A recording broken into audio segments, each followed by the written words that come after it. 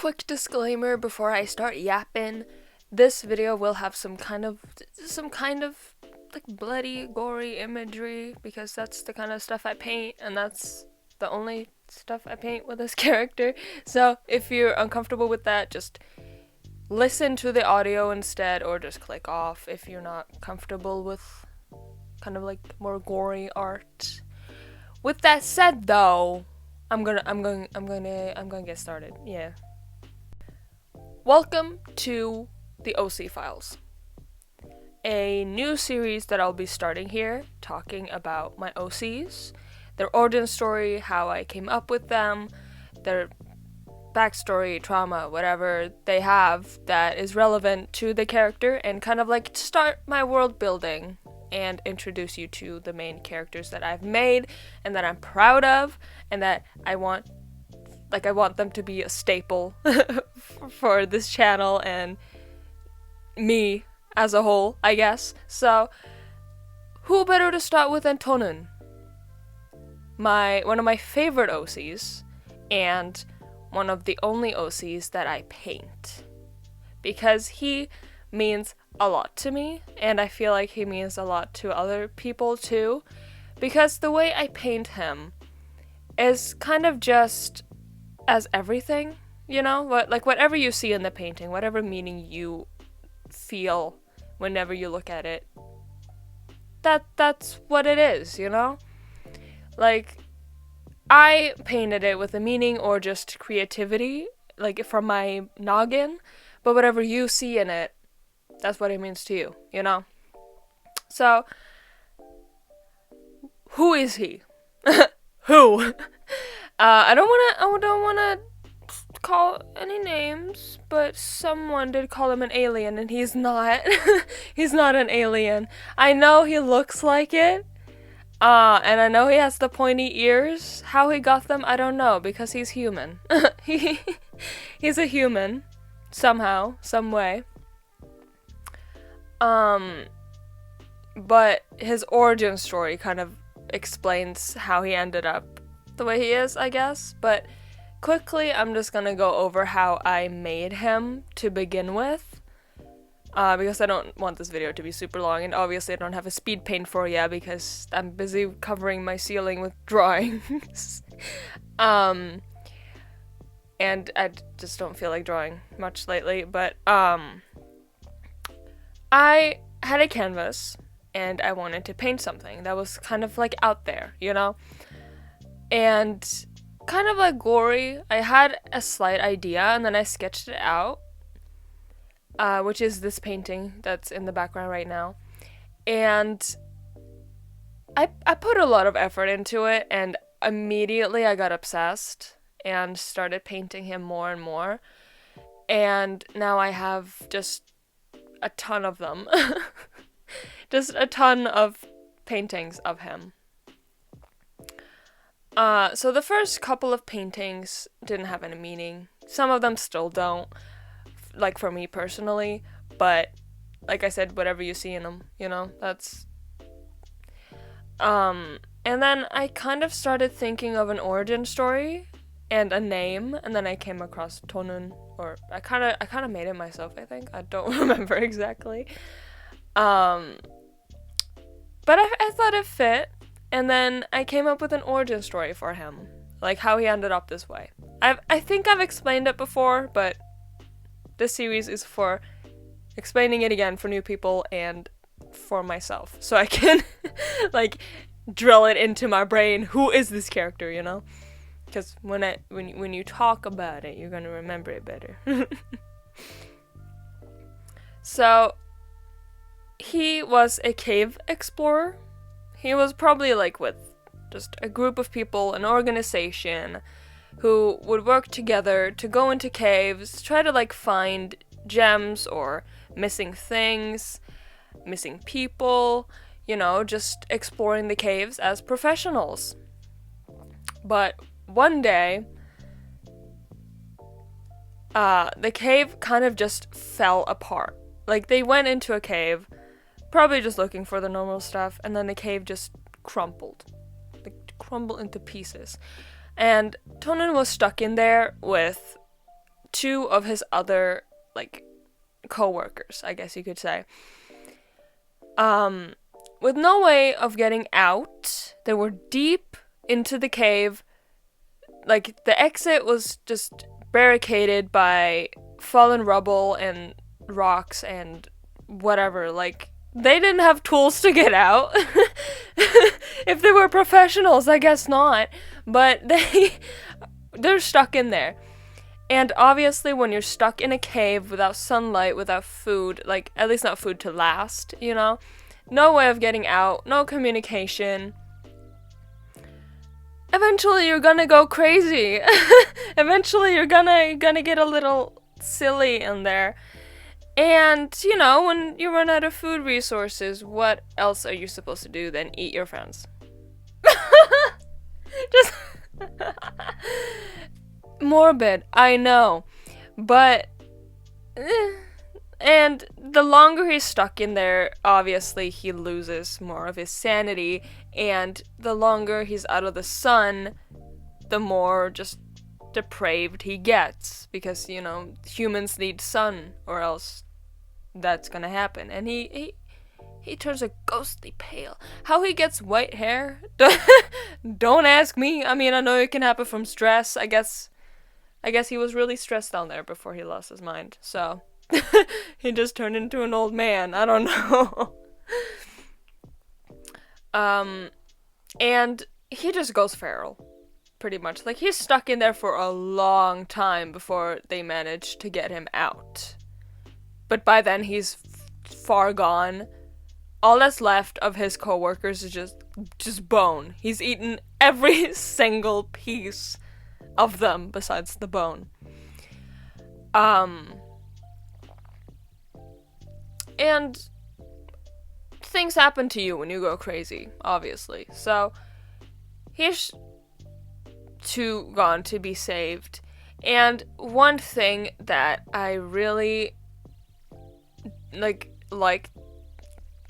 to do, I guess, I don't know, in my paintings is to line everything with like a deep red or brown, but then for his eyes, like for his it's not a pupil exactly, but you know, for his eyes, black. The only part of the painting that is black is his eyes, because the eyes are the windows to the soul, you know? So I really just want that to be a part of the painting that really pulls you in, you know? Or if there's like a void, like in one of the paintings where his head is like split open, two of them actually, it's black, because it's a void, just like his eyes. I'm getting really deep and like philosophical. No, it was just a fun little thing to do. I just thought that his eyes were important. And I want you to be drawn there first or second before you notice everything else, you know? His eyes are just staring at you, and you can't look away. He's not gonna let you. So, that's kind of like the thought process behind the paintings. And, like, not every painting, obviously, like, goes with his backstory or lore or whatever, you know? Because it doesn't need to. Like, I don't know. My paintings, like I said, usually don't have meaning. Like, one of them, he has a ton of piercings in his tongue and, like, a gunshot wound in his head. Like, it doesn't mean anything. It was just fun to do. Like, I just wanted to add something, and that's what I did. But what happens after they get him out of the cave, I don't know. I've not gotten that far. I know this is it's gonna be a series about everything about the character, but I don't know what comes next. I don't know. 'Cause I've thought about the whole cave part, you know? But after that, I've just been focusing on actually doing art of him, so I don't know what comes after they get him out. But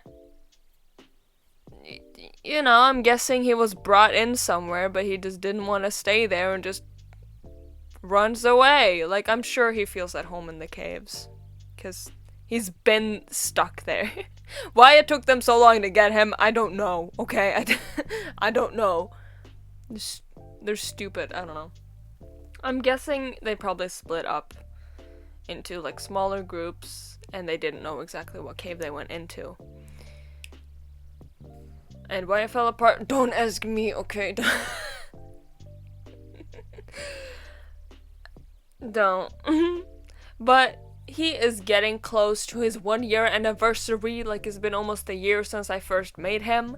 And he's already a staple, I would say. And I want everyone who sees him to just be like, oh yeah, that belongs to her. That belongs to that person. I've seen him before, you know? He's not a fan favorite, but he's my favorite. He's my favorite, and he will always be one of my favorites. Because he has, like, the most established lore, and obviously just a ton of paintings of him. Like, I didn't like to paint, but then I painted him once, and he's never left since then. Ever. So, like, I have a couple of paintings that actually have meaning. I don't know if I should talk about that here, because then I feel like I would be stuck here for a long time. I can give an example.